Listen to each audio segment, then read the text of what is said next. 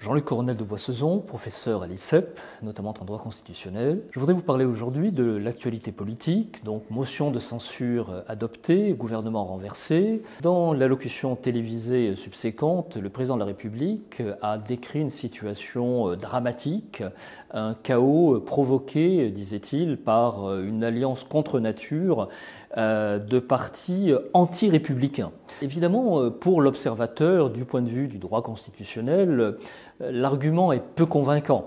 Le président de la République, qui s'est présenté dans son allocution comme un gardien des institutions, qu'il allait rester jusqu'à la fin de son mandat, a en réalité d'évidence déséquilibré lui-même les institutions par la dissolution du mois de juin. La Ve République, en effet, est un système fondé sur le fait majoritaire, c'est-à-dire le fait que la majorité présidentielle et la majorité parlementaire aient la même couleur politique. C'est dans ce cadre d'ailleurs que le septennat avait été abandonné au profit du quinquennat pour encore renforcer dans un même mandat de 5 ans la cohérence présidentielle et parlementaire. Cette cohérence, Emmanuel Macron lui-même y a mis fin par la dissolution du mois de juin.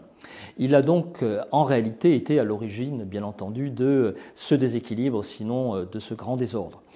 Par ailleurs, parler d'une alliance contre nature et anti-républicaine n'a guère de sens, puisque, on s'en souvient, le président de la République lui-même et son Premier ministre avaient appelé à l'alliance non moins contre nature entre les macroniens et le Nouveau Front Populaire et LFI. Donc autant d'arguments qui ne peuvent convaincre et qui nous demandent de comprendre en réalité ce qui se passe du point de vue de la technique constitutionnelle.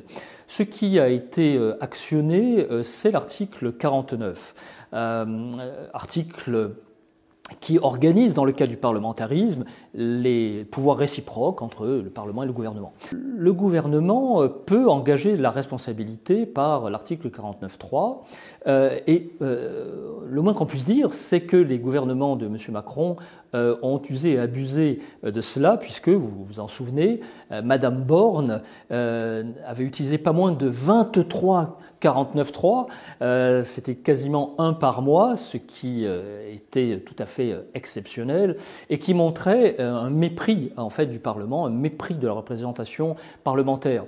Donc il s'est agi en fait d'une réponse tout à fait naturelle de l'Assemblée dans un contexte où le président de la République ne pouvant plus la dissoudre avant 1 an, eh bien ils ne se sont pas privés enfin de répondre, puisque c'est ce qu'on appelle une motion de censure défensive qui répond au 49.3. Il faut comprendre ce qu'est le 49.3 et pourquoi aujourd'hui son esprit n'est plus respecté et pourquoi la colère a été légitime et le renversement du gouvernement à la fois prévisible et tout à fait normal.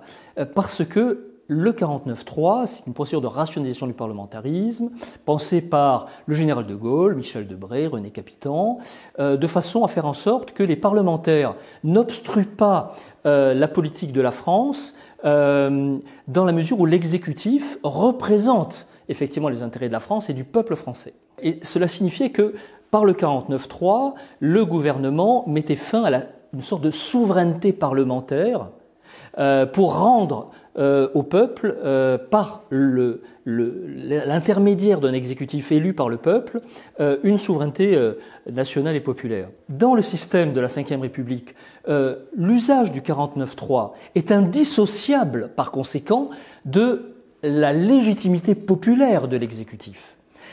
Remarquez que lorsque, pour la seule fois jusqu'à cette semaine, une motion de censure avait été votée en 1962. Elle avait été votée par les parlementaires contre Georges Pompidou et le général de Gaulle, qui s'apprêtaient à réformer le mode d'élection du président de la République en le faisant passer au suffrage universel, en enlevant l'élection au Parlement et en la faisant passer aux Français. Et les parlementaires s'étaient révoltés contre cet appel au peuple et avaient voulu conserver leur souveraineté parlementaire. Par conséquent, c'était une motion de censure contre, en fait, la souveraineté populaire. Alors que ce qui s'est passé cette semaine, c'est l'inverse. C'est exactement le contraire. C'est une motion de censure qui a voulu rappeler la souveraineté populaire contre un exécutif qui, lui, n'a plus cette légitimité. Pourquoi ? Parce que M. Macron et ses prédécesseurs ont abandonné le référendum. c'est-à-dire l'appel au peuple. Le système est donc désormais complètement déséquilibré. Ce système ne peut en réalité aujourd'hui survivre que par un nouvel appel au peuple. Monsieur Macron, qui s'en est toujours gardé, ne peut pas effectivement conserver de légitimité. Il, en fait, devrait démissionner pour sauver le fait majoritaire. Il a annoncé qu'il ne le ferait pas. Dans ces conditions, la seule possibilité, c'est de faire évoluer notre pratique. Tout d'abord, il faut évidemment revenir à la pratique référendaire de façon à rééquilibrer les rapports. Il faudrait aussi désormais adopter un scrutin soit majoritaire à un tour, soit proportionnel, parce que ce scrutin naguère, susceptible de diviser les Français dans le régime des partis. Aujourd'hui, les Français n'ont plus comme voix que les partis populaires, sinon populistes, puisque l'exécutif refuse de cultiver le lien privilégié entre le peuple et l'exécutif. Il faut effectivement aujourd'hui que les Français puissent s'exprimer autour de ceux qui veulent leur rendre leur voix. De ce point de vue, une réforme effectivement du mode de scrutin et un retour au référendum, voire une modification constitutionnelle qui crée un véritable référendum d'initiative populaire, sont manifestement indispensables.